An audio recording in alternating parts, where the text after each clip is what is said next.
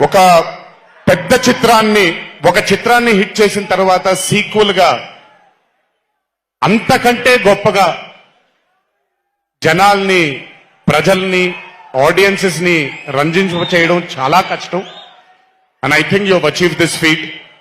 ఎందుకు అనంటే you have a pure heart. మీకుండే ఆ ప్యూరిటీని ఎప్పటికీ కోల్పోవద్దు. నాకు తెలిసి ఒక దర్శకుడికి కావాల్సిన ఒక గొప్ప గుణం అది. చాలా ప్యూర్ గా మనం కథను రాయగలగాలి. Congratulations for this amazing hit. బలవర్ బాబోయ్, నేను వెళ్ళిపోతాను ఇక్కడ. ప్లీజ్ కాళ్ళకి దండం పెడితే మీ అమ్మగారికి, మీ నాన్నగారికి పెట్టండి చాలు. ఆల్వేస్. So congratulations. ఇలాంటి చిత్రాలు ఇంకెన్నో చెయ్యాలని, ఇంకా ఇంకా మీరు మీ కెరియర్ లో అభివృద్ధి చెందాలని ఆ దేవుణ్ణి మనసారా కోరుకుంటున్నాను. ఇలాంటి దర్శకుడికి అండగా నిలిచిన ఈ సినిమాలో పనిచేసినటువంటి ప్రతి సాంకేతిక నిపుణులకి, టెక్నీషియన్స్ కి, యాక్టర్స్ కి, ఎస్పెషలీ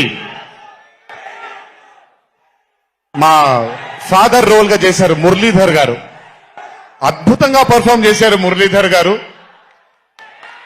ఆయన అంటే ఒక క్యారెక్టర్ ని దర్శకుడు ఊహించుకొని రాసుకున్నప్పుడు దానికి నిజమైన పర్ఫార్మెన్స్ ఒక యాక్టర్ ఇవ్వగలిగితే ఆ కిక్ ఎంత ఉంటుందో ఒక యాక్టర్ గా నాకు తెలుసు.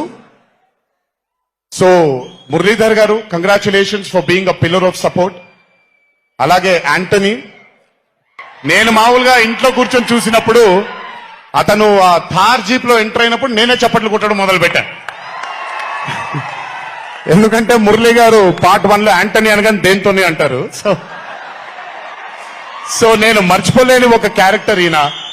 అండ్ హిజ్ ఎంట్రీ అంటే ఒక బాగా కామెడీ చేయగలిగే క్యారెక్టర్ ని ఒక మాస్ హీరోగా ఎంట్రీ ఇవ్వగలిగేటువంటి మరి రైటింగ్ ఆయన రాశారు. And he had the equal capacity to carry it. Thank you so much for being a pillar of support for this movie. అలాగే మై లడ్డు, మా విష్ణు గారు. ఐ థింక్, ఐఎమ్ సారీ ఎవరు ఏమనుకోవద్దు మీ ముగ్గురు, బట్ ఐ థింక్ ఈ cinema if it was not Vishnu గారు ఈ రోజు ఇంత పెద్ద హిట్ అయ్యేది కాదేమో. నన్ను మామూలుగా చాలా మంది అడుగుతారు, రాముడుగా చేయడం ఈజీయా లేకపోతే రావణాసురుడిగా చేయడం కష్టమా అని.